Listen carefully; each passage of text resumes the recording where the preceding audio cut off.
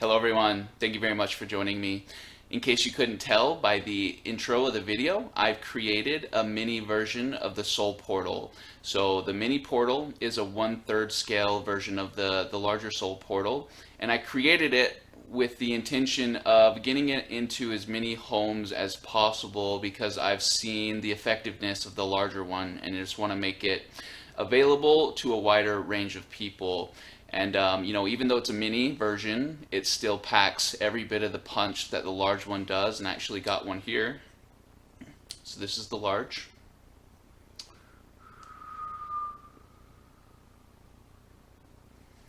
This is the mini.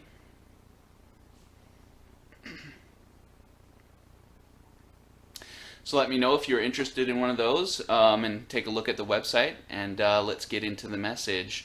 So I received 3 downloads that came in separately, and I was instructed to put them all in the same video, even though I received the downloads at very different times. And when I say I was instructed to do this or I received a message, what do I mean by that? For me personally, most of the time when I sit down on camera and give messages, it is coming from a conversation that I had with my Pleiadian higher self. So if I'm not getting downloads from the Galactic Federation of Light specifically, and that will always be in the title of the video if that's the case, it's usually information that I'm giving that came from speaking with my Pleiadian higher self, which they don't even like that term, higher self. They don't see themselves as being above us. They don't see themselves as like being higher on the food chain than us. They are just us, and we are equal. So, fun fact, I have a picture of my Pleiadian higher aspect on the Akashic Records Super Session page, and I'll let you go find that if you want to.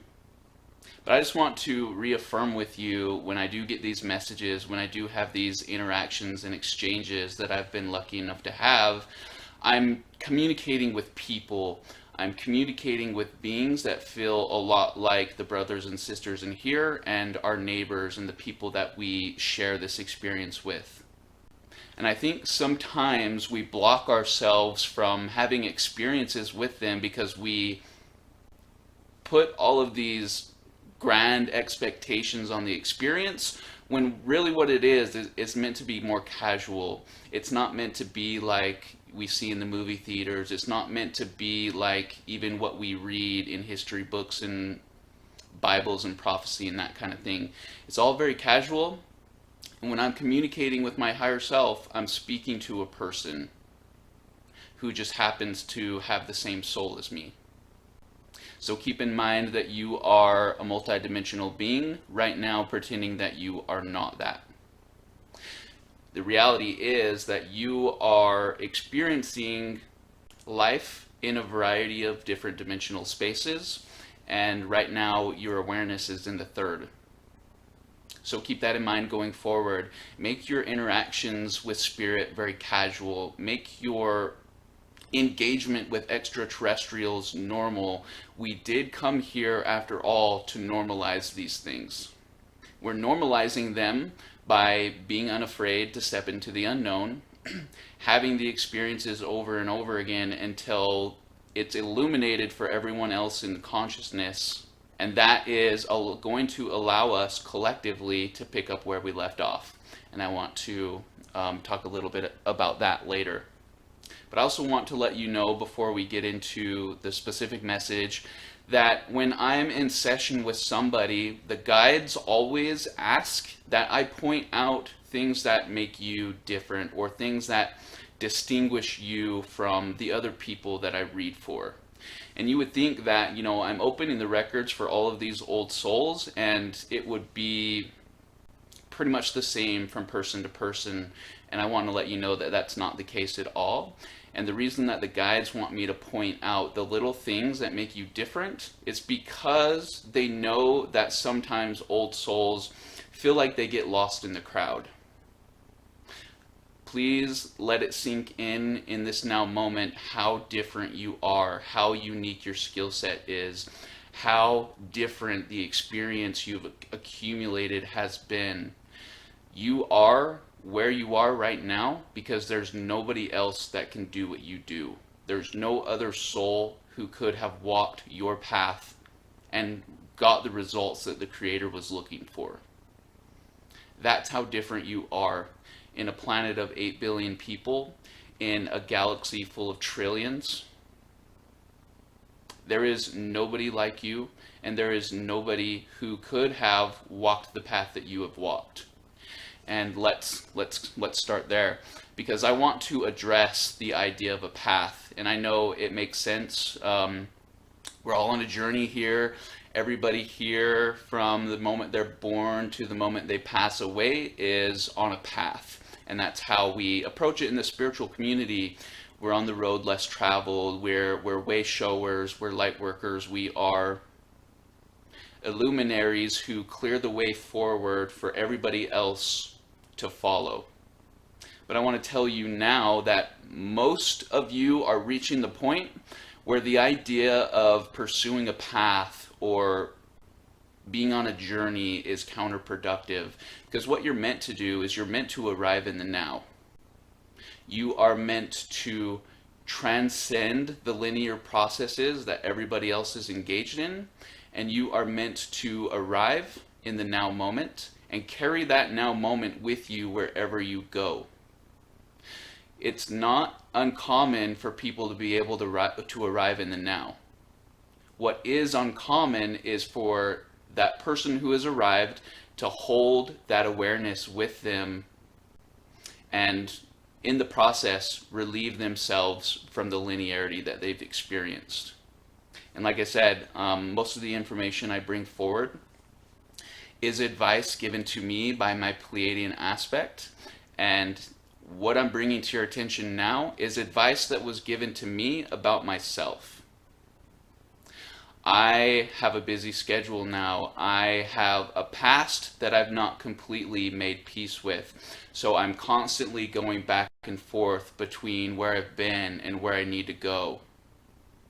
So what is my higher aspect who's outside of this place looking in, observing me from a higher perspective, and has the opportunity to introduce that perspective to me directly? They tell me that I'm too linear. They tell me that I'm spending too much time looking back. They tell me that I'm spending too much time determining what the future is going to look like. How can I do that when I don't know what I don't know? Expectations as a spiritual being who's ascending is a no-no. But it's so hard to do. And, our guides have to balance planting seeds that get us excited about what our potential is and giving us too much that we get overwhelmed and we never ever allow ourselves to arrive. Wherever you are right now, whatever you're doing right now, whatever you want to be doing next, whatever you've done before, disregard all of it. Arrive in the now and allow yourself to stretch your legs like you just got out of the car after a 30-hour road trip. Take inventory of what you have in your now moment. These feet that have got you here, the scars that you have on you, the wear and tear that have taken you to this now moment that you've arrived in. What does it mean for your now? What is your potential in the now? How do you express that in your now without extending your reach outside of that now? That's a hard task. That is a tough challenge for any soul, which is why you've come here with the unique energetic qualities that you have, because it takes somebody, a soul with a deep Akash, in order to arrive like that. It is counterintuitive to everything that we are built to experience in the third dimension. It's a test.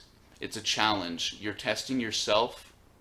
You are seeing how long it takes you to return to oneness, and you are seeing how many you can help along the way during that process. Arrive in your now. Don't leave it. Examine all the bumps and bruises that you acquired along the way. Understand that they taught you what you needed to learn and have helped you bring forward the potential for where you're going to go next. Because what happens when you're in the now? You start to remember. The old souls on the planet right now who are awakening are tasked with remembrance above all else. Remembrance and service are what you're here for. You right now are experiencing a humanity that has amnesia.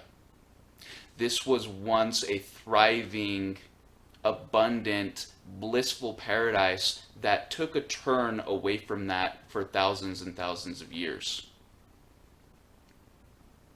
The Atlanteans took a bite of the apple. And that's where confusion comes in. Were they meant to do that? Was that always in the cards?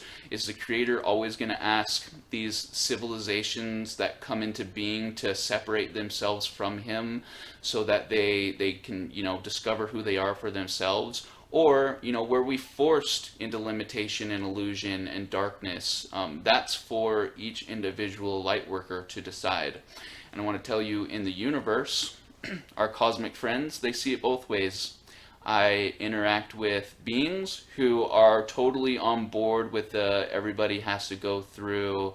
All of these civilizations that are born in the galaxy have to earn their stripes. They have to separate themselves and experience free will in order to see what they're made of. Iron sharpens iron in the universe. Then you have cosmic beings who are, no, this was taken from us. Our home was destroyed. We were manipulated and controlled and forced into density. Wherever you are in that perspective, know that the Atlanteans and the Lemurians are waking up. They're remembering who they are. They're remembering what happened before.